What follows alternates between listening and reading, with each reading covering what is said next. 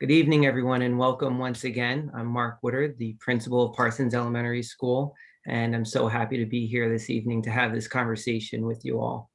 As we're beginning, just for everyone to know, our conversation tonight is going to be broken into three major ideas. The first part of our conversation will be around health and safety protocols, logistics, to fill you in on what's going on in the school and the building.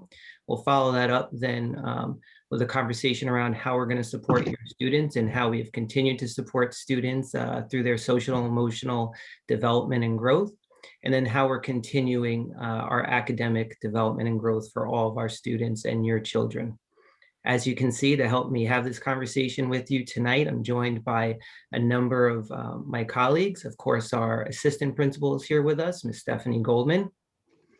We've heard from our superintendent of schools, Dr. Lou Will, welcome, as well as Board of Education trustee and proud parent, Dennis DiLorenzo. We're also joined this evening by our Assistant Superintendent for Human Resources, Dr. Brian Ladwig, our Supervisor of Elementary Instruction, Mr. Christian McCourtney, our Supervisor of Elementary Special Education, Ms. Jen Toscano, Parsons Instructional Specialist, Jennifer Markarian, and behind the scenes, we have our Director of Technology and Information Systems, Mr. Brian Seligman. Thank you all and welcome once again. So as we started to say just a few minutes ago, I think tonight is an exciting night. This is a conversation we are all very excited to have and share with you this evening. As we're all recognizing we just passed or are in the midst of recognizing the one-year anniversary of all of our worlds changing and coming to a halt and then being redefined for the last year, I think it's fitting to have this and see this as a celebration, and a celebration not only of everybody coming back together in our school physically, but a celebration of all of the hard work and the partnerships we've all had together and joined together over the course of this past year. And a celebration of taking another step forward as we've continued to move through this time together.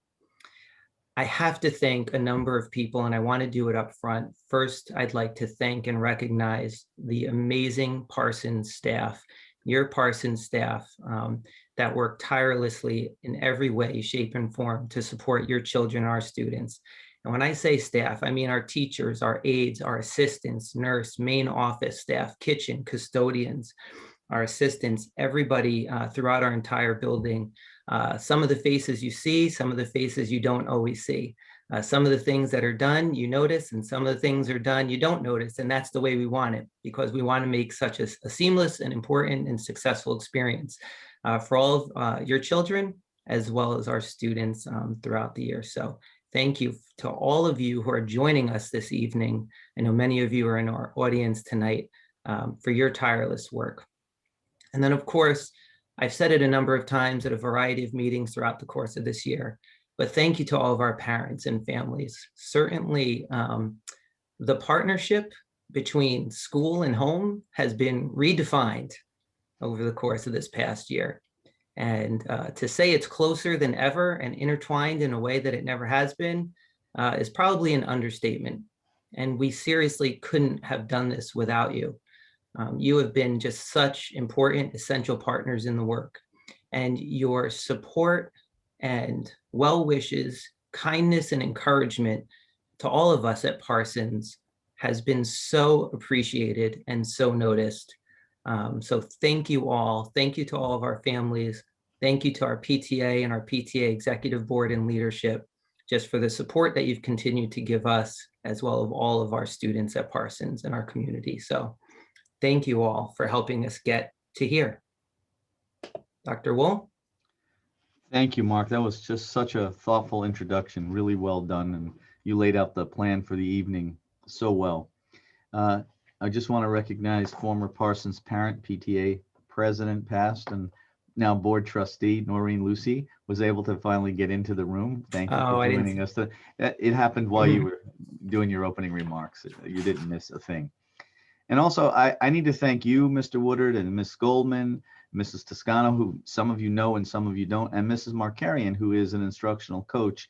Those people are at the ground level with your teachers every day. And, I'm going to say this a lot tonight. We've gotten as far as we have because of your help and because of the incredible dedication of all of our teachers, but your Parsons teachers in particular have always been at the ready to serve kids, and they have proven themselves again and again and again during these difficult times. Tonight, I'm going to share with you some news that you'll be happy to hear, depending on who you are, and some news that you'll say, why don't you already have my answer for me? Because I'm only going to give you an answer that I'm certain of. So as of now, I don't know the for certain starting date for the return of K5. It could be the 22nd. It could be the 23rd. I will know that more for certain tomorrow at around 3 o'clock, when I'm sure a certain truck with its last delivery has left Texas, and it will arrive here on Sunday. And once I know that that truck is on the road, you're going to get an email from me tomorrow afternoon indicating it's either everybody's back on Monday or everybody's back on Tuesday. It's not a lot of wiggle room left. And I know our teachers are equally anxious to find out. And if I could tell you, I would. So that will be in tomorrow's email. I will also announce tomorrow, after our high school and middle school faculty are made aware of the return date for your middle and high school students. And that will come right after spring break, but not at the beginning. We'll talk about that. As everyone else is concerned about what happens after a break, what we saw after the February break was not so pretty, particularly at the high school level. And our ability to keep our schools open when we reopen in full will be very much dependent on the behavior in our community. As Dr. Ladwig will share with you later, thank you, by the way, for your help in letting us engage in surveillance testing. We've tested a lot of folks, and so far we've had no positives. So we have another, just a point of information. The Q&A at any time, put it in. We're all going to monitor the question and answer. So we'll be answering and stopping throughout the presentation. The chat I would not use because we'll miss it. We are going to use the chat to communicate to you critical information or survey information throughout the night. So thanks very much. Next slide, please. So how did we get here? And why all of a sudden are we reopening? Well, this has always been the same story for me. And I say this to you with as much sincerity as I can muster. Your children are as important to me when they cross the threshold of the school as my children are to me. And so we prioritize the health and safety of your kids. Secondarily, but equally important, we've always prioritized the health and safety of adults. So there has been sea changes since September. And I believe there are ways that we can bring back your children, we'll talk more about that in a minute, in a way that is safe for them and for the adults in our learning community. You're going to see some changes, right? We're very focused on the continuity of learning. Everybody wants to know how we're going to eat lunch and eat snacks, and we are going to talk about that, I promise you. But the really important part is how are we going to know where to begin with your kids? And you'll learn more about that. But there is a big change. We're now going to have two options. You're going to be an in-person learner or you're going to be a virtual learner. You'll hear more about that, but there is no longer going to be a hybrid model. So you can't come on alternating days. And as important as the academic component, I would argue more important, is the well-being of your children. And we're going to attend to that first before we focus on how to get them caught up or ahead, because here's what we know: positive attitudes about self and learning before anything good can happen for a child.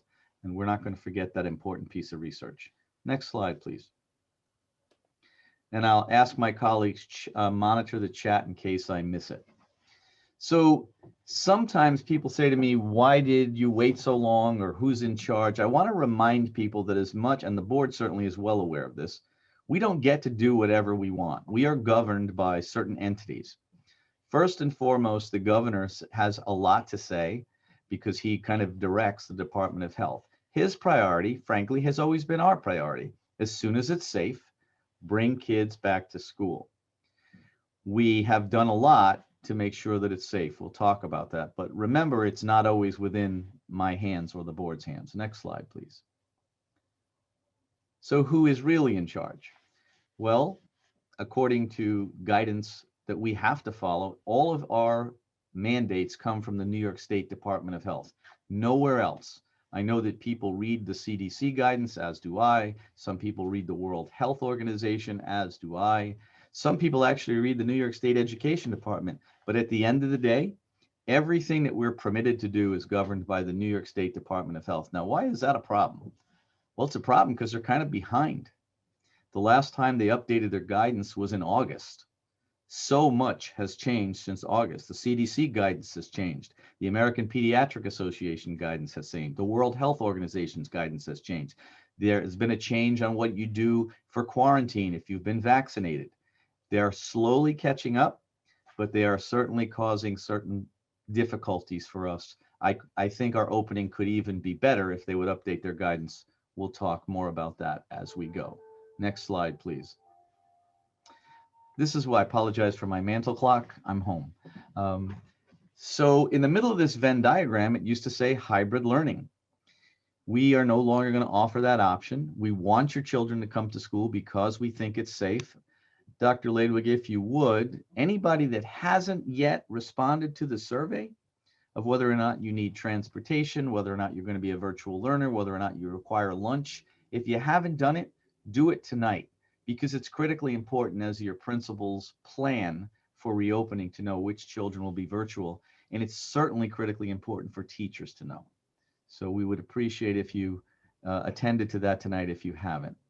Next slide, please. I want to talk about the virtual option, and this slide is designed to help you understand that we want to be as flexible as we can, but we also want to respect the burden that switching places on teachers. So if you decide to go virtual, we're going to require that you stay virtual for the full marking period, unless you decide that you want to come back because you have built confidence that our schools are safe for your kids. If you choose to come back, the principal will meet with you. He'll examine whether or not the return can be accommodated without displacing other kids or disrupting other kids, because ultimately it is easier if the teachers have in-person in the entire class. And we're not going to try to get in your way. If we can accommodate you, I promise you that we will. And in almost every case, we'll be able to accommodate you. But here's what I want you to think about. Vacation is not when people decide to go away. We're going to define vacation as the time that school's not in session. So we understand there's been a big burden on families that haven't seen their loved ones for a long time, and they may decide, I'm going to go virtual and go visit my family in another state for a couple of days. That's not, in our mind, something you should do, because if you go virtual, that is not really the purpose of virtual. It's because you feel unsafe. So we tried to give flexibility in the old world, but as we move forward, we ask that you try to respect that to the extent that you can. We understand there are going to be extenuating circumstances, a health emergency in your family. We're always going to be flexible with you, but always just try to think of your teachers. Every time we make this shift, it's a new dynamic for them. So we are definitely going to be working with you. Students are obviously, all this is the same, always expected to participate virtually. Here's the big change. If you were a virtual student, you were following the hybrid model. So you came every other day. In the new model, you will Zoom in 5 days a week. If your child is quarantined through no fault of their own, they get exposed in school or outside, we will allow them to Zoom in. If your child is sick, they should stay in bed and rest and get better. If they're capable for some reason of participating, that'll be at the discretion of the teacher. So I hope that I've been clear, and I hope that you understand our intention is to be flexible with you. But I'm going to say this again. There's nobody more tired in our organization than teachers. I want you to think about what they've been through. They've had hybrid, virtual, in-person, then they added Zooms to their schedule. Now the Zooms are going away and now everybody's coming back. It's almost like starting in September. And we know it's been a lot for your kids, but give some grace to your teachers. Try to make a decision and stick with it. Next slide, please. So I'm going to let Mr. Woodard take over in a minute, but I want to just talk about what's changed and why we're doing this now. And I get all kinds of letters, and so many of you write to me, and I appreciate all of the feedback that I get. But somebody wrote me what I call a nasty gram saying, Dr. Wool, if these filtration systems, and you see pictures of them there, that's Mrs. Frankowiak and one of her students standing next to them. They're quite big. Why didn't you do this in September? And the answer to that is really simple. These devices didn't exist in September. We wanted to get a device that was high grade, high quality, and actually accomplished what we thought was important. You know, all of our buildings are old. Yours is the oldest, built in the 1800s. So ventilation is always a challenge. These devices that you see roll into a room, they can be plugged in, they can be moved around. There are dials on the front that allows the teacher to control them. But here's the really interesting thing. They can remove the air in a classroom in Parsons, because Parsons rooms are smaller, about 5 to 7 times in a 45-minute period. And not just remove it, but remove virus from the air of any kind and kill it and return clean air. So that's a game changer for me, because ventilation has always been a challenge and it lets us do more with social distancing. The other important change is we now have a way to protect our adults. Most of our teachers on their own were able to get vaccinations. Very recently, we got 2 dedicated days from Westchester County, so any teacher or staff member that didn't have access had access. So we're really excited that we can protect our adults. In addition to that, Dr. Laidley has worked with all the principals to implement surveillance testing. Why is that important? Because sometimes children are asymptomatic. We want to know if someone is asymptomatic so that we can prevent spread in our buildings. He will share with you when we get to this section that it's going very, very well. We need your help. I believe you just put in the chat the link for you to give us permission to test your children. Critically important, because the wider the sample, the safer all of our kids are. So the other thing that I'm less happy about, so we have vaccinations, we have surveillance testing, we have filtration systems. New York State required me to do something that I think is dumb and counterproductive, and I fought really hard against them. I'm still fighting to put barriers on every student desk. The reason that they're not helpful is they actually don't do anything that's meaningful, and they work against teachers and kids. It's hard to hear in those little echo chambers. If you're a person sitting in the third seat, you can't see over them.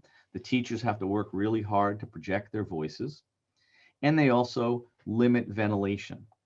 I made that argument. I still think a mask is the most important thing. My mask is in the, oh, here it is.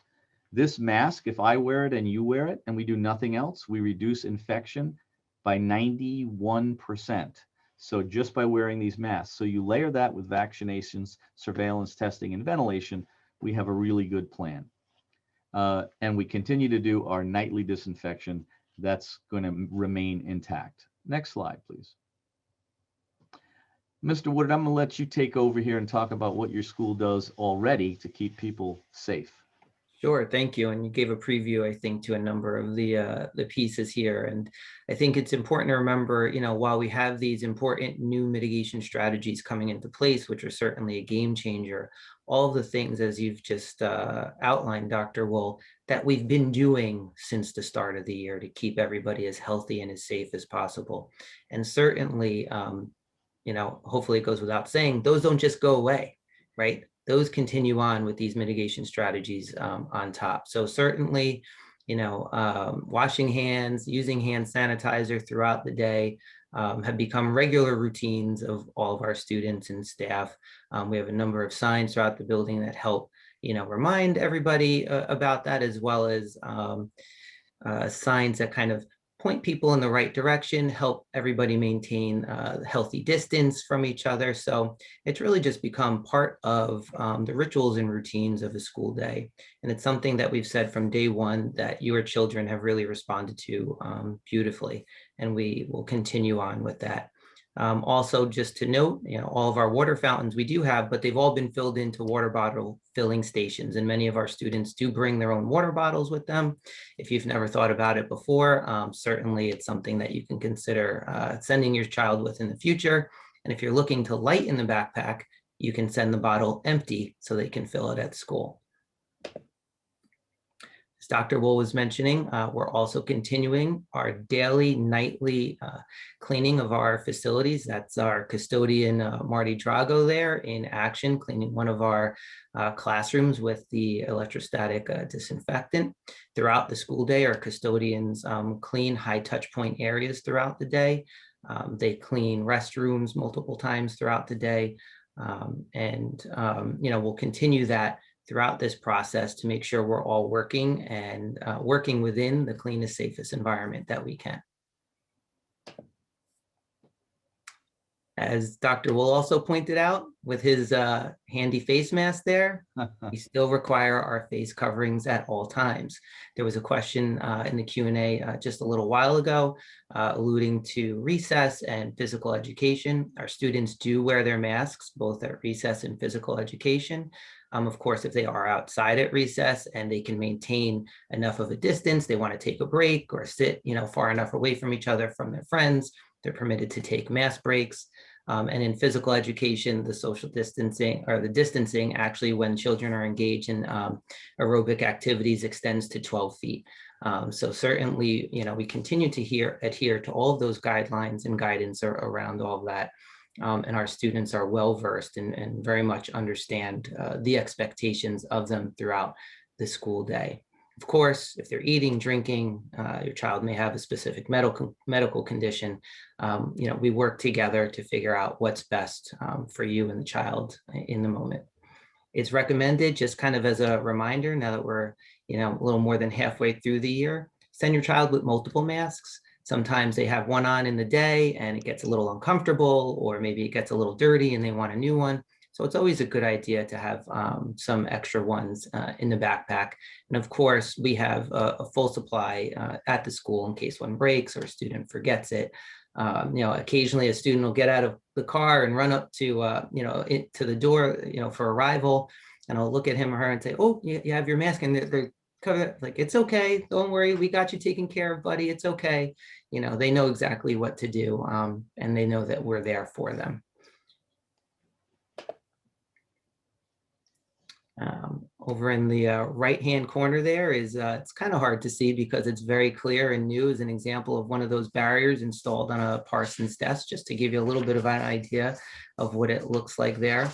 It is something, it's a new piece of the classroom that we'll all have to get used to. But it is, as you could see, it's actually hard to see. So they're very clear, and we're going to do everything that we can while keeping everyone healthy and safe to make the best of the entire situation to ensure that all of our students continue to move forward and are as successful as possible. With that, as has been noted, we're rearranging the classroom furniture to less than 6 feet. We're still maximizing the distance as much as we can in all of our areas. So just that, because we can go shorter doesn't necessarily always mean that we are. Rest assured that we're maximizing our space as much as we can in all of our areas. There's a note here about transportation and busing, which I believe we'll talk a little bit further in detail in just a few moments. And just a commercial while we're there, because I want to make sure we stay, and thank you, Mark. Yep. I think Dr. Leibig already gave you the survey. The survey about whether or not you're going to be virtual also includes a question about transportation, which is also critically important for our planning process to maintain social distancing on the buses. So please make sure you look in the chat. If there are surveys there that you haven't filled out, they'll literally take you 2 or 3 minutes before tonight is over. We'd like everybody on this chat everybody on this call who hasn't responded, to make sure that you do. And Brian, can you just quickly mention that in the chat, what is available in terms of understanding how the test is administered. I don't know if you saw Mr. Ribeiro's question. Sure, yeah, I can. Oh, I see. You're going to address it later? Yeah, we'll talk about that when we get to that slide, sure. Okay, so just so everybody knows, we're following you to make sure we're keeping up with your questions. Sorry about that. Next slide. And there's actually a question just before we jump on. Yeah, please. About seating being similar to the classroom at lunch. And in short, yes, at lunch in the cafeterias, the students maintain 6 feet of distance. And again, we'll hear a little bit more about that at lunch.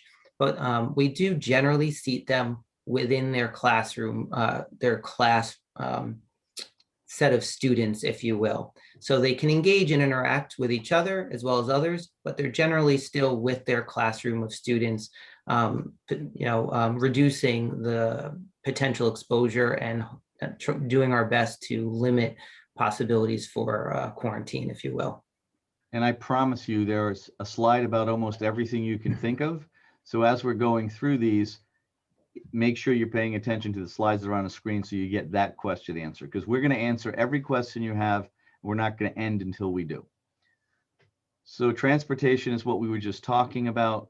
There's a lot to know about the drop-off pickup, and I'll let Stephanie and Mark handle that, but this is where we need your help, because it's not a question of money. It's just not, we can't order new school buses in the middle of the year. They're just not available, nor additional drivers. So we need to get a handle as quickly as we can on whether or not you're going to be able to transport your kids. And obviously we know pickup at Parsons is a challenge, as is drop off, but I think we have a good plan. So please let us know as soon as you can. And I could pick up here and I'll jump back in actually with another question that was asked about the plexiglass being cleaned, which I think is a great question. So a couple of things to remember there. Our students will remain in masks, even with the use of the plexiglass. That doesn't mean it won't get dirty and won't get dusty over time, but it is an important piece and to distinguish and remember that our students maintain the masking the entire time. And we have the plexiglass as an additional precaution as per our, the state guidelines. They will be cleaned as necessary. And of course, each night, as we've noted, the custodians utilize the electrostatic disinfectant, which covers everything, all surfaces within a classroom space. Okay, so as we start to move into and think about our protocols and procedures at school and just start to head into arrival and dismissal, hopefully we're all aware and well acquainted with the Crisis Go app and our daily health screening every morning. This will continue on as we have. Just a reminder for everyone now to be filling it out every single day. Every day your child is coming to school. We have certainly appreciated your partnership in completing that every morning. That's been a big help for us as a school in giving us important information and allowing us to follow up with families as needed as quickly as we possibly can. As we move forward and think about these procedures, as we start to talk about with arrival and dismissal, I think the big idea I'm hoping many of our families can take away with tonight is, although we may be making some shifts inside of the school, the experience of families is going to be the same. We worked really hard and are able to have that happen so that the way you're feeling at arrival, at dismissal, when you're dropping off your students, really is no change to you. I think from here, Ms. Goldman. As Mr. Woodard just said, there will not be anything different about our arrival procedure that you will see or feel. Students can still arrive at 8 a.m. to 8:50 and will enter in the same doors as they have been for the entire school year. On their backpack, they will still have their QR codes that we will scan in as they enter. And if your child has been virtual and has not been to school yet, we will make sure they get one on their first day so they can participate in scanning as well. Once they enter the building, they will sit with their cohorted grade level. So they'll be with their friends and sit in different locations throughout the building, and they will be socially distanced the entire time. One thing that we do ask, especially if you're a walker, if as you see and you're approaching the door, there are a lot of families standing and waiting to come in, which is possible when we start with all the students back on the first day or so, to just help and social distance a little bit as students get to the spot where they're going to have their code scanned. The next thing that we'll be talking about, if you can go to the next slide, thank you, is lunch, recess, and snack. And as Dr. Wolf has said, this is a definite important time in elementary school. One of the big pieces for lunch is that we are going to be now using 3 different locations, and children will be sitting with their classes while they're in one of these locations to eat lunch. They will continue to be 6 feet apart, which is what they have been all school year. And as soon as the weather is beautiful, not as gray as today was, but when it's beautiful out, we'll definitely make sure that they can get outside for lunch and have a little bit of picnics. For classroom snacks, we will be having snacks that'll be approximately 10 minutes in length. We'll make sure that students are either eating in one of a few different locations, outside if it is nice out, in the hallways where they can be socially distanced, or in their classrooms where they have their barrier and they can still be 6 feet, where they can take off their masks and eat and be happy with their friends and talk. For recess, students will stay with their classes and be grouped together to play different activities. And here's something really exciting that the students might not know yet. Playgrounds will be open throughout the district and at Parsons, and equipment will be in use. So what does this mean for us? Students will wash their hands and sanitize their hands, go out with their one group of their friends from their class, play on the playground, and then again afterwards, wash their hands and make sure they sanitize. The same with equipment. In between anyone using, let's say, a basketball, they'll be able to wash their hands, play with the basketball, the ball will be sanitized before the next children play with it at the next period. Important things to note that some people asked in prior meetings in other schools: the playground will be open during the school day for students. The playground will not be opened after school time, but the playground will be opened on weekends for you to use. And again, just like arrival, dismissal will not have any changes at all. The same doors will be where your child exits. And if you have siblings, you'll do the same as you have, one location and then move to the next location. Kindergarten, 2nd grade, 4th grade will still be at 3 o'clock. And 1st grade, 3rd grade, and 5th grade will still be at 3:05 dismissal.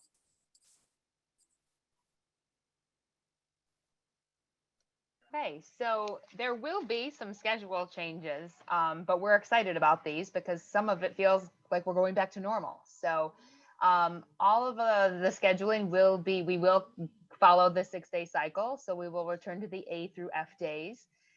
Your child's specials may change due to this, just because of the way we've organized the schedule so far this year. It's been the double A, double B, double C days. So now we're going to revert back to the single A through F days. What this means is as I said, the encores or the special areas, the art, music, PE, library, media will all rotate on that schedule. And in addition, our AIS and our support services, so our speech, OT, PT, counseling, etc., will all happen in person as well now. So that is a big shift. We have had some students who have been able to come to school daily, who have been receiving those services, but for the most part, most of our AIS services and all of our other services have been on that rotating basis of being hybrid as well. So this is very exciting for us to be able to intervene and be able to provide support to children live in person in real time. Thank you. Dr. Ladewig, would you like to jump in here, talk a little bit about Just our... before he does, I want to say a few things Oh. about the panelists. So Dr. Ladewig's been at every meeting with me, all 4 meetings. Mr. McCourtney, our supervisor of elementary ed, this is his 4th meeting. Mrs. Toscano, this is her 2nd meeting in a row, and Mrs. Markarian, their 2nd meeting. And many of your principal and assistant principal have sat in. So I just want to acknowledge their contribution, because in preparing this plan required a tremendous amount of time, effort, and energy. And the fact that they're showing up night after night and maintain their enthusiasm for their work and your kids makes me really excited and happy. So I just need to say thank you. All right, Dr. Ladewig, thank you. Okay, so I'm glad to share some information about our surveillance testing program, which is now up and off the ground. We're pleased to share that. We started surveillance testing a couple of weeks ago, first at the high school, then at the middle school, and we've since rolled it out at Purchase and Preston today, and Harrison Avenue will be tomorrow. I will mention to everyone that Parsons was supposed to have their first day of surveillance testing this coming Friday. However, we've been watching the weather every day, and it looks like we're having heavy rains and high winds on Friday. And the surveillance testing is done at the elementary level through a drive-through model, which I'll say more about in a moment. So we decided to postpone Fridays until next Thursday. And we've notified the parents that we're going to have their children tested this Friday, that it will be next Thursday. So the way this works, we've solicited the consent from parents to participate in surveillance testing, and we've done so as well of our faculty and staff, because it's important that we have a representative sample of students, faculty, and staff tested on a weekly basis. So right now, as it stands, the Parsons parent community, 66% have given us consent to participate in the testing, which is great, 2/3. We'd love to see that number increase. So if you can click on the link in the chat and fill out the consent form. There's also a video that we prepared because we wanted to show parents and also kids that the test itself and the way it's administered is really non-invasive. In fact, I'll share this briefly. I was at Preston this morning for their testing, and a little first grader, the nurse walked up to the car to do the test, and she said, "I'm just going to give you a little nose tickle." So the first grader got tested, and he turned to his mom and he said, "That's it?" I think he wanted more nose tickles. So it was really harmless, and the kids don't seem to mind at all. And thankfully, of all the tests that we've now done over 200 in the district. Every single one of them has been negative. So that's really good news. It's part of the way that we monitor for the virus in the schools, but it's also because these are all asymptomatic people that we're testing. It's a way to identify anybody that might be positive, that we can avoid having them, spread the virus to others by becoming symptomatic and then requiring contact tracing and quarantining. So the way it's going to work at the elementary schools, including Parsons, and I'll speak specifically, of course, about Parsons, is we realized early on that we couldn't facilitate the surveillance testing on the Parsons campus because we're so space constrained. And one of the earlier questions in the chat raised the concern about what about traffic backing up as parents are dropping off kids, and we anticipated that problem. So what we're doing is hosting the surveillance testing in a drive-through model at the middle school in the parking lot right in front of the middle school.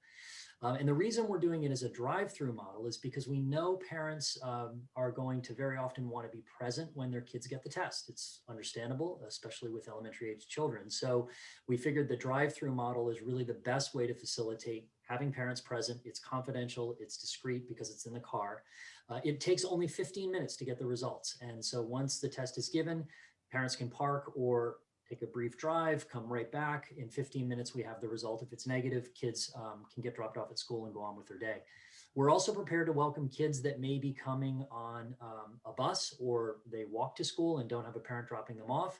We'll be able to accommodate that by adding some additional nursing staff on the days that we do testing so that at Parsons, we can host and accommodate those kids as well, should they not be dropped off or driven through by their parents. So we really do encourage your participation. We think it's a great strategy, an important strategy among the many other mitigation efforts that we have to keep everyone safe. And it's going to give us helpful data to be able to manage and monitor for the presence of the virus in schools as the spring goes on. Thank you so much, Brian. That was so helpful. And thanks to Stephanie and Mark for working with you on developing that plan. The LMK parking lots become an oasis for surveillance testing. Harrison Avenue, I think, is doing it there as well. As you know, we're asking everybody to drive to school, so that was a great way of solving that problem. All right, next slide.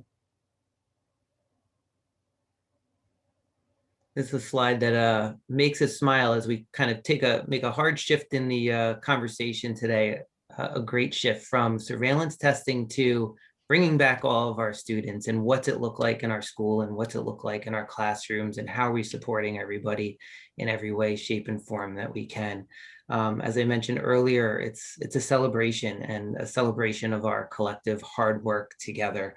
And as we begin to discuss the social emotional supports that we put in place, as well as the academic development of your students, your children, my hope is that you see and hear through our conversation that we look to and learn from the past while also looking ahead and planning for the future, which then helps us be successful in the present.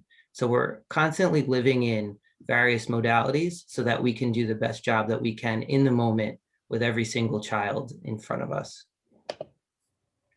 So just to start off this conversation around the support of our students, it's my hope, and I feel very confident actually, that all of our staff, families, and students know that social emotional learning, intelligence, and development is of paramount importance to us at Parsons. And in short, everything stems from the fact that relationships and connections matter. And then we take it from there. Ms. Toscano, would you like to jump in there? Sure. So as we welcome all of our students back, we do want to make sure that everybody is socially and emotionally okay, well adjusted. They do well with the changes that are being like kind of thrust upon them again. And our kids are adaptable, they are resilient, and they've done a great job to date. And we have we have the confidence that the same will continue to happen. That being said, we have a number of supports that are put into place for all of our students.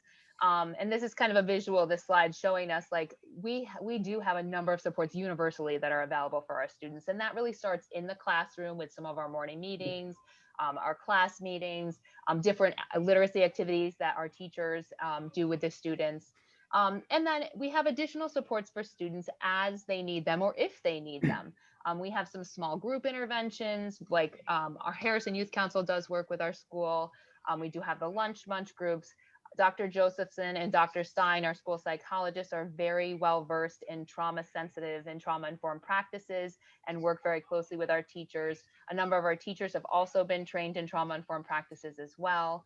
And then there may be individual students who just need some extra TLC, who we have very specific individual plans for. So we are prepared to welcome every student back with whatever need they may come with. And we just want to make sure that their experience going forward is the best that it can possibly be. That was so well stated, Jen. And for parents, you know, this has been an equally challenging time. And I think this represents that not every child is traumatized. Some kids actually did quite well, and some kids are struggling, and will differentiate. But this is my chance to also make a commercial. I noticed your PTA president, not surprisingly, Mrs. Mataloni, is here tonight. And tomorrow is a parenting workshop offered for free, a nationally recognized psychologist on parenting in the pandemic. If you're not aware of that, she is certainly at least one resource tonight that can give you the link. I would recommend you participate in it because it gets at just what Jen said. You need to see your children. Some of our kids have done quite well and some have struggled.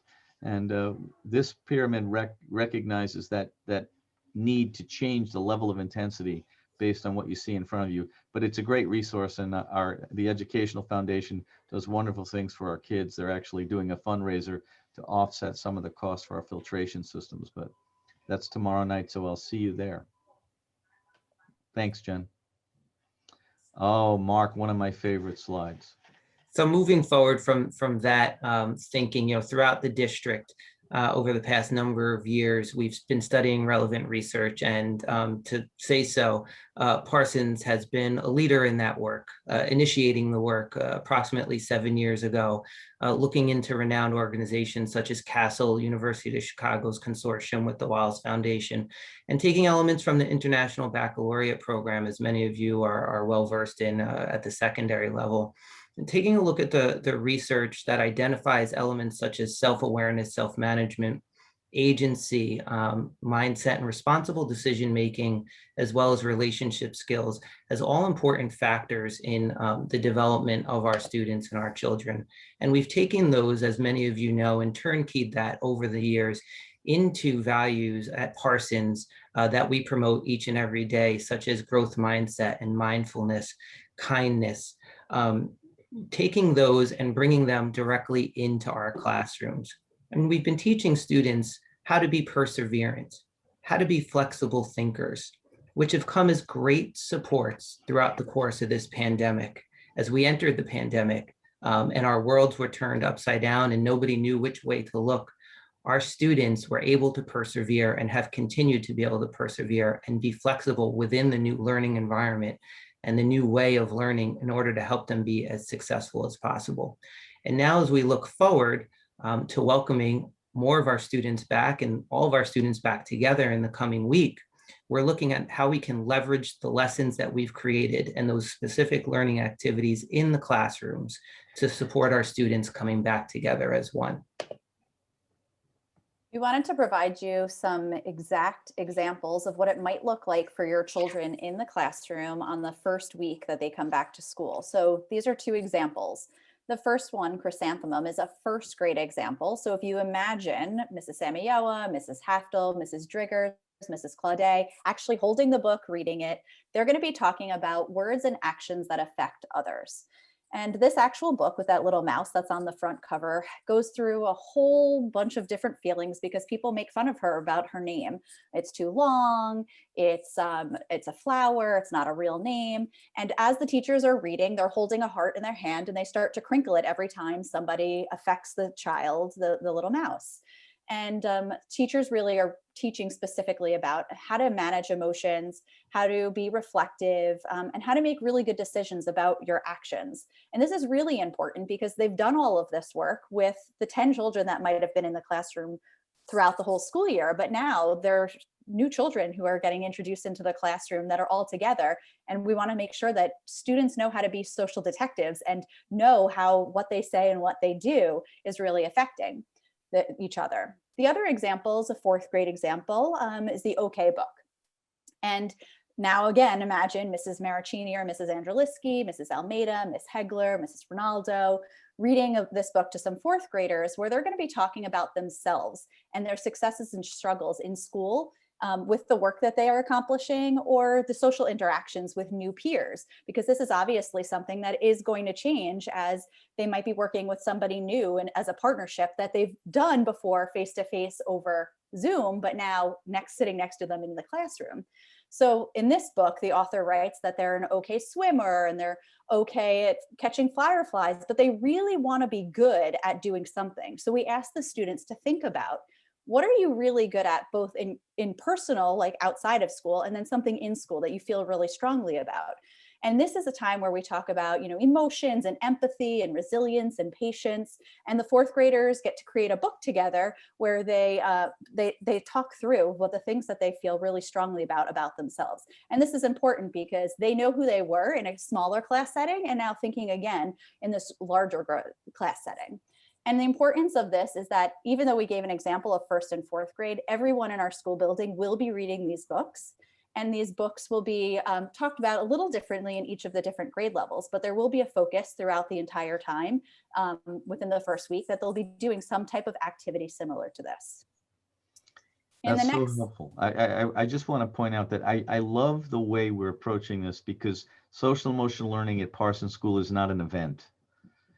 It's been embedded, and I have to give kudos to the leadership because they did take this work on 7 years ago and piloted it, and seeing it here and realizing how important it is as we bring these kids back together is so relevant now and going to be so meaningful as we bring kids together who've never met their classmates in person. This is a critical time. Thank you, Stephanie. And in bringing all of the students back, while those were examples of what's happening on a grade level in a class, there's also things that are going to be happening in every single classroom across the entire Parsons building. And this is the reorientation to make sure that they understand what the school building is and each individual classroom. So that might look like building community and belonging. That might be in the way of a morning meeting or a class meeting where students are talking to each other and discussing what it feels like to be back in school. They're going to be more consistent morning routines. So the daily routine for students used to be one day I wake up and I get dressed and I go to school, and the next day I stay home and I maybe sit on my kitchen table. And that's obviously very different now when they come every single day to school. So the routine of coming in, finding your locker, is going to feel a little bit different with a little extra children in class. Also, thank you to the PTA, we're going to be having some spirit days where everybody is going to be wearing maroon and white or their Parsons Pride shirts. And that's something else that's going to feel and bring community to our school. There's also bringing all of the kids back in. We're going to do a virtual story walk, which is going to be something really exciting that the entire Parsons building is going to be participating with together. And our instructional specialist, Jen Markarian, is going to talk about that. Thank you. Building off of what Mrs. Goldman has said, we have a week of really exciting activities planned to build community and help kids connect. One of those is a special story walk that all of the students are going to be participating in. They're going to be reading and discussing a wonderful book by Eve Bunting, One Green Apple, with a focus on some really important themes: kindness and friendship, acceptance, building community and relationships, something we all have very big feelings about right now. And the teachers are thrilled to be welcoming the kids back and having an opportunity to really dig into these things with them and to have these conversations and to be doing it all together. So we're looking forward to that. That's so excellent. And that's really the bottom of that pyramid that you were talking about, Mrs. Toscano, that warm, welcoming environment for all kids. That is SEL in action. Wonderful. Yeah. So just to add on to one thing that Ms. Goldman said, she had mentioned that students have not necessarily met in person yet because they've been in 2 different cohorts. However, I just want to point out that later on in our presentation, Ms. Markarian and Mr. McCourtney will be talking about different ways that they actually have had interactions already, so that they're not complete strangers. So I think that's really important for us to keep in mind as well. Right. The positives of the pandemic. So, yeah. So going back to some of those universal interventions that were on the previous slide, we have another one. Our physical education program is one of those universal interventions that we would be referring to. Every child participates in physical education, and physical education, as we know it, has changed since I was a child. I know we went to PE, we did movement, we played a sport, we did that. That was what we did. Now our PE programs, our physical education, have evolved into more than that. There is not only the movement piece, but we really do focus on mindfulness as well as our social emotional well-being. Like, how do we care for ourselves? How do we care for others? What does good sportsmanship look like? What does it mean to be a part of a team? So all of those things are also really important and part of the SEL work that we've done here at Parsons and across the district. And similar I'm now going to have Stephanie. Go. I was just going to introduce you, but you're good. And similar to physical education, we have the fine and performing arts. And the first few weeks as students come back and get to be in the classroom with their teachers in the arts department, they will be focusing mostly on self-expression and cooperation. They're going to be sharing materials in a safe way and producing different artwork or listening to different music. General music and art, just for some schedule purposes, just so you know, are going to be back on a rotating schedule in the same way that Mrs. Toscano described earlier on, where it will go an A through F day. And orchestra band, this is good news for 4th and 5th graders, will actually get to play in person. It won't be full band or full orchestra, but lessons will occur on a rotating schedule. And hopefully by the end of this week, your child will receive the new rehearsal schedule so they know when to bring their instrument to school. Band lessons will occur 12 feet apart, and will have special masks and bell covers on their instruments to keep them extra safe. And the orchestra lessons will be 6 feet apart with their instruments, and they'll bring those back and forth to school as well. Before we go on, there's an important question in the chat, and I think it was answered, but I want to just take a look at it. We are all sadly aware that there has been an increase in anti-Asian hate crimes. But our work at Parsons is not based on an event. We're always building a sense of respect, mutual respect, understanding, and tolerance for all people. And I think what we just shared is the answer to that question. We don't focus on it when it becomes a significant uptick in society. It's something that really drives our organization. We're an organization built on the idea that everyone needs to be treated equally and equitably. And we have no tolerance for intolerance, but we do teach tolerance. And our program is designed to empower kids to have their own sense and voice, but it also empowers other children to speak on behalf of anyone who is being disrespected. I think Stephanie's simple example of chrysanthemum and the teachers really illustrating how hurtful language or the ways in which we degrade one another can actually destroy a person's heart. Teaching that in kindergarten and above is not only an anti-racist approach, it's an approach to living your life in a way that is respectful of other cultures and other people. So it's not something that we do once in a while, it's something that we do every day. And we certainly do take it seriously, but thank you for bringing it up. Next slide. Oh, this is my slide. So, I am very proud of our organization because of the way it cares for each individual child, not the way we care for the masses, but each individual child. And there's been a lot written in the New York Times and the local newspapers about schools reopening and kids and parents being concerned that no one seems to know where their kids are, emotionally or academically. We do know where your kids are, and we have been studying them both since we closed down and throughout this time. We've done a major study. I'll show you that in the next slide. I hope this will give you some relief about how well we know your kids. Next slide, please.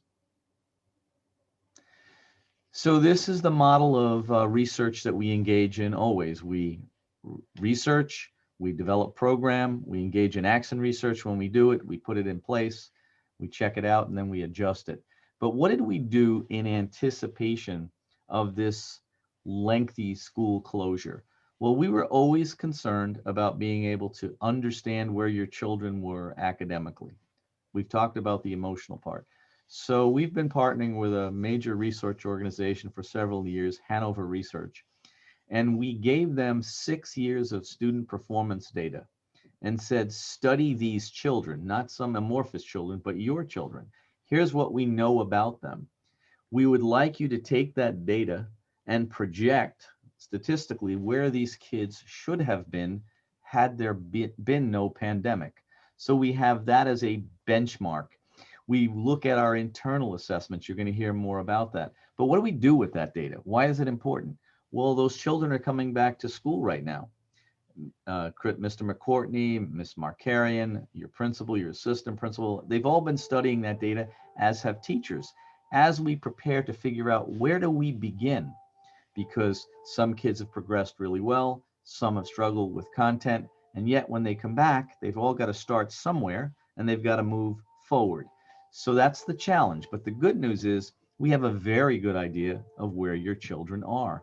And as we develop our summer program, we're using that information to build a summer program that looks nothing like last year's, because the circumstances the children find themselves in this year are unique, as are the kids. That's the adaptive part. We're always changing to fit the needs of the kids in front of us. I want you to have confidence that we have planned and thought about this. We're also developing our own professional development about what is most useful for our teachers. Last year, we spent an inordinate amount of time trying to help them develop their skills at virtual teaching. Things will look different this summer because they've climbed that hill. Next slide, please. In addition to the Hanover study, we have 3 years of MAP data. We have your classroom assessments. Your teachers have classroom assessments across grade levels that they've been studying with Mr. McCourtney at grade level meetings in your building with your principal and assistant principal. They're looking at student work every day, and teachers are making observations that can't be captured in an assessment. They see things that your kids are struggling with or that they love. And they're using all of that information to determine where to begin and where to move. And we're using that information to redesign our summer program, to redesign our professional learning for teachers. And as we develop these programs, we will be field testing other ideas as we bring your kids back in the summer.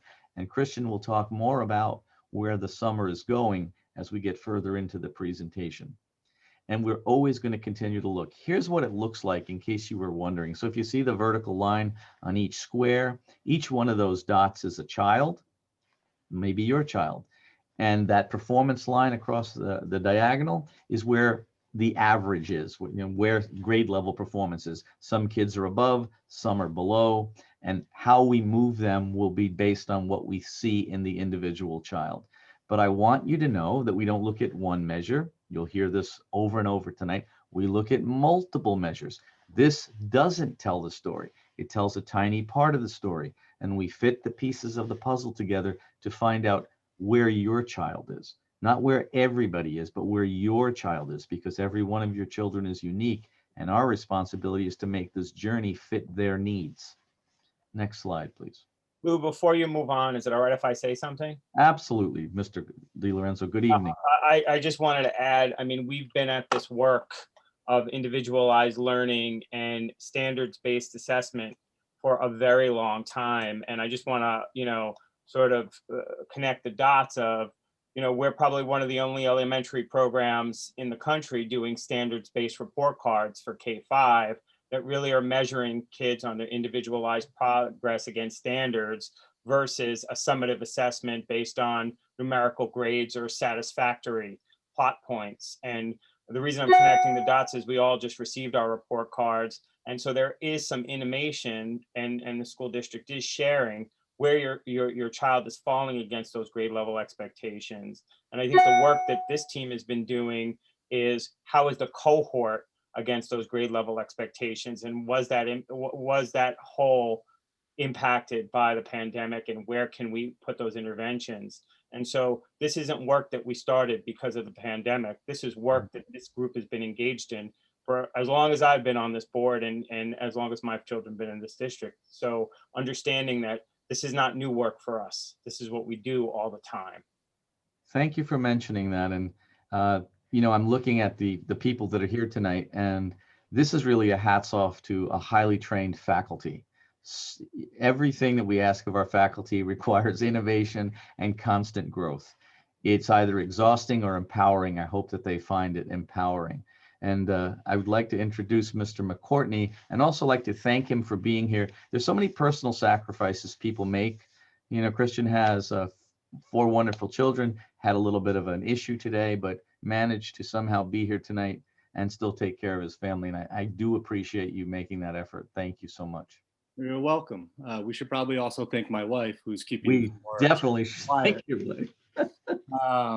But I'm honored to speak to this group. This is actually where I began my career at Parsons. It's a wonderful and supportive community of teachers, staff, and families. So this is really my pleasure. To expand on some of the points that Mr. DiLorenzo and Dr. Wool were making, we want to uncover for you a bit how we find out what students know, and how we use that information to design programs, make shifts in the classrooms, and shifts to our overall curriculum. So we start on the top left of this wheel, and what this is illustrating is that we don't use just one measure or one assessment to determine what a student knows. We know that isn't helpful. We know that it's a triangulation of lots of points of data that help us to fully understand your child. The NWE map, which was alluded to earlier, is a benchmarking assessment and growth measurement tool, but it does a lot for our teachers in that it can identify where a particular student is ready to learn what skill next. It can actually spell that out, and a teacher can utilize all the rest of their data to confirm that. It can also give our district information about where a particular grade level is performing and whether or not there are areas that we need to address within the grade level from a curriculum standpoint. It can tell us about how a school is doing, or how grade level across multiple schools are doing. So there's a lot of information to pull out of that, and it's very useful as we create directions for our future. The classroom artifacts, the next piece on this wheel, is the most frequently used element, as every day teachers are pulling information from their students, whether it's through work samples or exit tickets or observations that they're making during deep conversations about critical components of their curriculum. This is an area where teachers get to make on-the-fly decisions and really bring their lessons to life. And they're very adept at doing so. Our local assessments are designed in-house in conjunction with teachers, in collaboration with teachers. They're standards-based, and they give us a sense, as Mr. DiLorenzo was pointing out, as to how students are doing compared to these standards. We give these assessments during units of study as well as at the end of a unit of study. The ones during the units of study help us to make adjustments on the fly. The end of the unit, summative assessments, help us to understand how we did in terms of teaching students this information and how they did in terms of understanding it. Our student reflections are a critical point of our assessment or multiple measure wheel. This is a place where students exercise agency over their own learning, and have a sense of ownership, a real sense of ownership over where their needs lie, and can start to direct their own learning, which is a skill that we build early in our students, and we hope to expand upon that as they go through the secondary levels as well. And then another critical component is teacher feedback. Our professionals are in the field experiencing the learning with students every single day, and they bring us back honest and open feedback that we utilize to make shifts to curriculum or to think about what programs we may need to look into to help support learning. Next slide, please. So with that information, we are thinking ahead to the summer and developing 3 buckets of programs for students. The first is a foundational concepts and skills program. We'll be inviting students into that, and that will be based on areas that they demonstrate they have a high need in. This course will help support students as they ready for the fall, and it will resemble some elements of Bridges, but will also be different. It will be in person. We plan it to be in person. It will be in the mornings. It will run for about 3 weeks, and it will focus differently than Bridges on both mathematics and literacy skills. Our enrichment workshop is a new endeavor for our district, and we do this knowing that all students have been infected by the pandemic.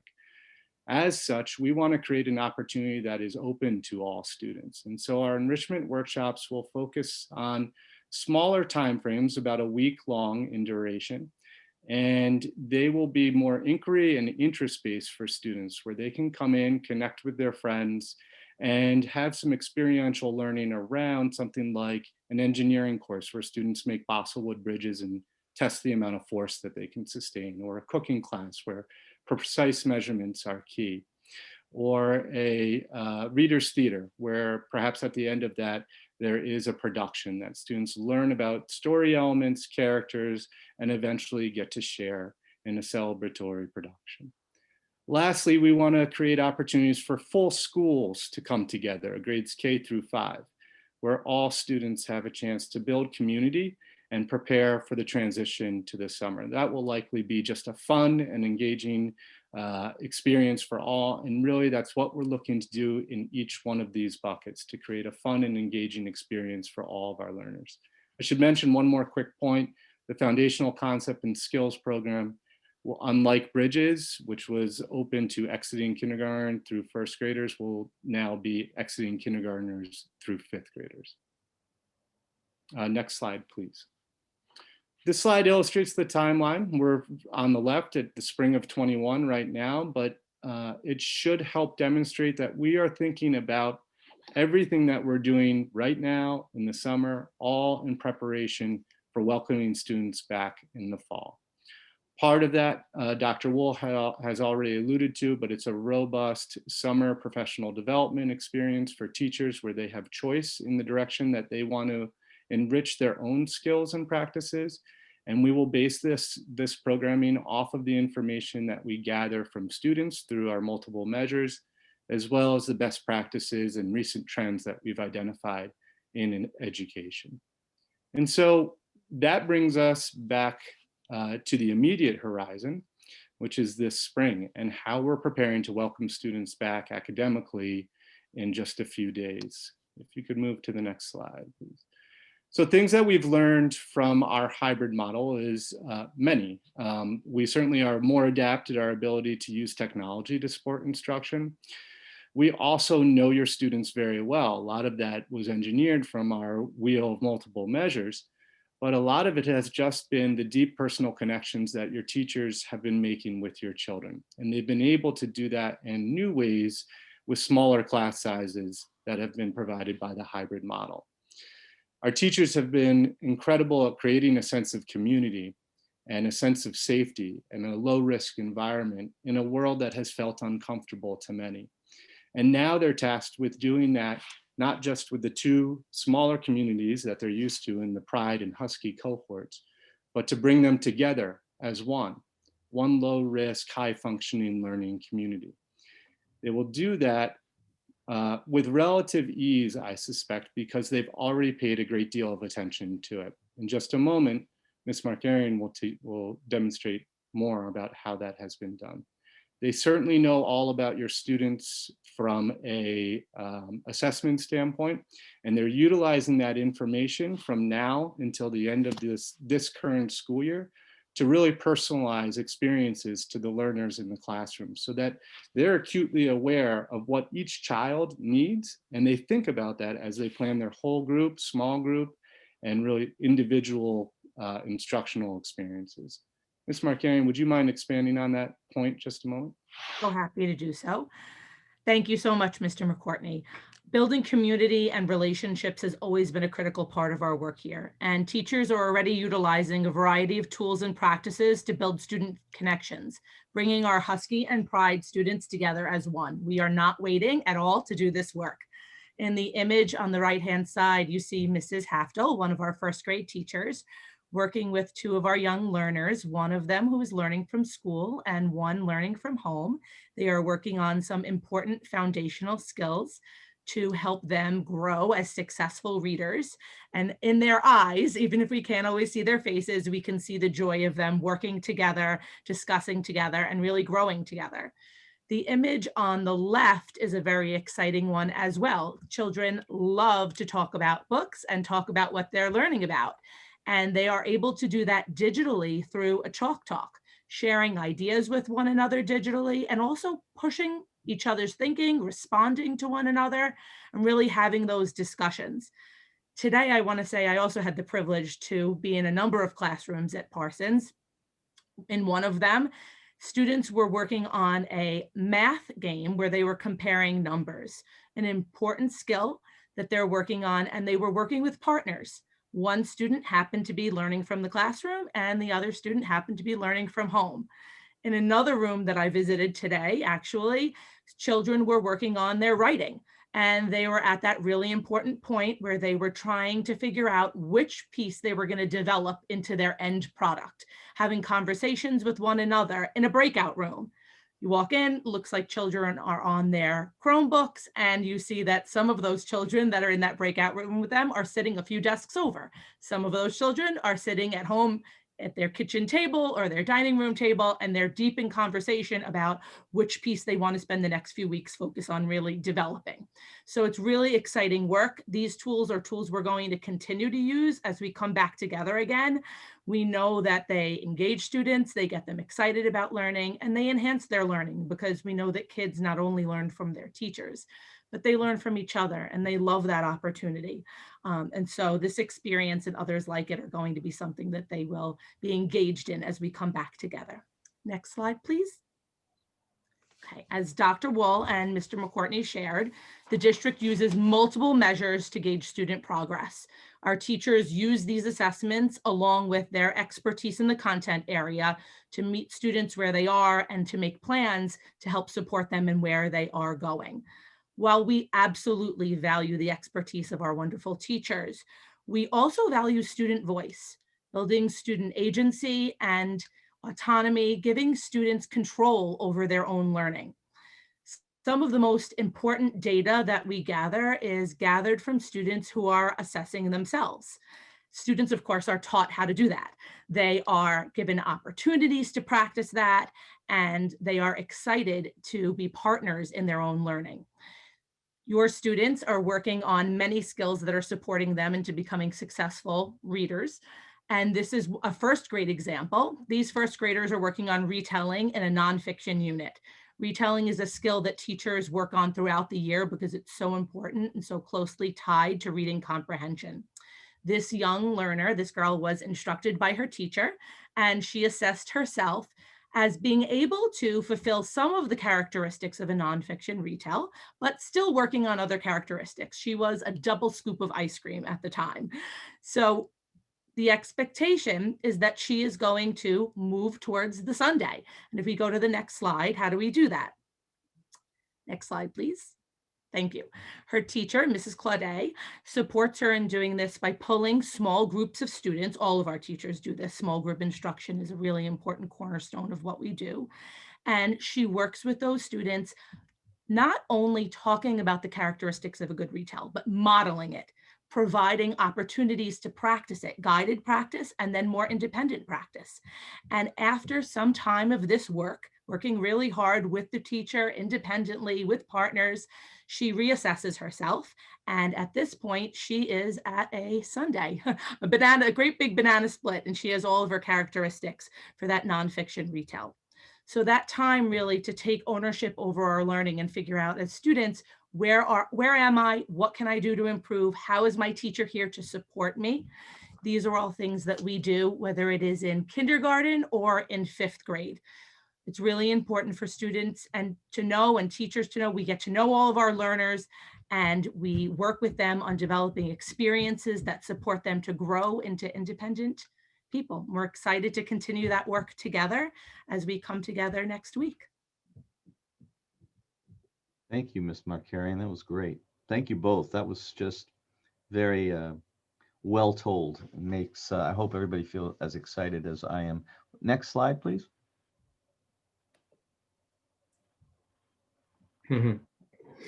Oh, go ahead, Mr.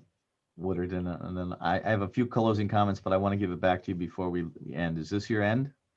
Yeah, we're coming to an end here, and as we prepare for closing this evening, I want to thank everybody for sharing all the information that they did, and I hope during that last portion of the conversation, as I had led with, I hope families were able to follow and see, as I mentioned, how we look to the past to learn, and how we continue to plan forward and look to the future so we can prepare for that, and how it does help us in the immediate moment prepare each and every one of our students for success.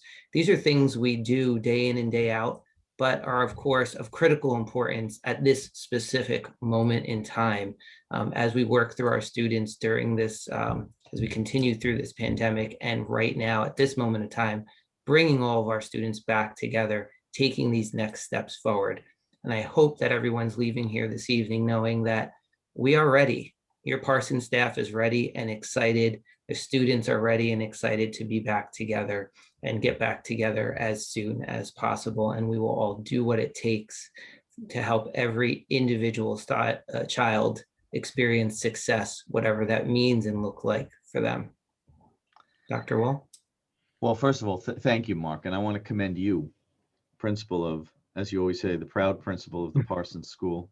There's a lot to be proud of. This team tonight, I think, demonstrated what I hope you feel in your hearts, the depth of concern and care we're putting in bringing your kids back in a way that is thoughtful, addresses their emotional needs, their social needs, and the safety of your kids. I need to thank you all, though. Everybody on this Zoom tonight has played a critical role in helping us get here. There are so many Parsons teachers on here. I would call you all by name, but I don't want to do that. You are the real heroes in this story. We have made people crazy sometimes, but these are difficult times. We have gone different road than many school districts. We have tried to be mindful of what works for kids, not what works for adults. And sometimes that's made parents unhappy. Sometimes it's made teachers unhappy. But I think we've stayed true to our core value, which is every child has to matter, and every choice we make has to be about what's in the best interest of kids. I need to thank my team, though, because I spend a lot of time acknowledging our teachers, and they deserve that acknowledgement. But the people on my leadership team have literally worked 7 days a week since this has begun, tirelessly and without thought to their own well-being and needs. And that's the reason we're in the position we're in. We have done a tremendous amount of research on your kids to prepare for their return, and we are ready. So a couple of brief reminders. You will get a letter from me tomorrow. In that letter, it'll let you know whether we're going to start on Monday or Tuesday. Don't lose your mind. One day isn't going to make or break us. We're going to get it right, not just get it open. That's more important. I also want to say that everybody needs to work with us to keep our schools open. If people start to get lax in the way they behave outside of school, that's going to create a challenge for us. And I will say to you that most children do not get really sick from COVID. Some do. We need to take that seriously. I have kids at the high school have gotten quite sick. So I would advise you to err on the side of caution Remember the safety of your children, and also remember the safety of other people's children. Hopefully, most of the adults in our community, as soon as they have access to the vaccine, if they're eligible for it and can tolerate it, will get it done. Our teachers have been terrific at getting that done. Please remember, if you didn't look in the chat, do so now. Take advantage of filling out this information because it will help us help you. Let us engage in surveillance testing to keep your kids safe. Let us know about transportation and virtual learning. I hope you believe, because I certainly do, that better days are definitely ahead. This may be the only Zoom we've done at the elementary level where people haven't asked the big question, but let me answer it with this picture. We are going to have a graduation for your children if they're in 5th grade. We're going to have a graduation if they're in 8th grade, and we're going to have a graduation in high school. We are bringing back the real world together, and together is exactly what this is about. I love Mark's closing slide because he's listing every single person and entity in the Parsons community. We are ready. We hope you're going to join us. Thanks everybody for being here. I see a couple of questions have jumped up. Oh, they're just thank yous. Well, you're very welcome. And oh no, there is a question about state tests. What a great question, Heather. Let me answer it, even though I wanted to end on a hurrah. It's a good, important question. And it's also a reminder we don't just follow the rules. We try to influence best practice. If I have my way, we're going to remove those barriers from your children's desks before the year is over. But state tests seem like a bad idea. And in some ways they are, because Harrison and most of the children in New York are well cared for. Remember why we're being asked to administer these tests. There are some states where kids have gone missing and nobody knows where they are or what they're doing.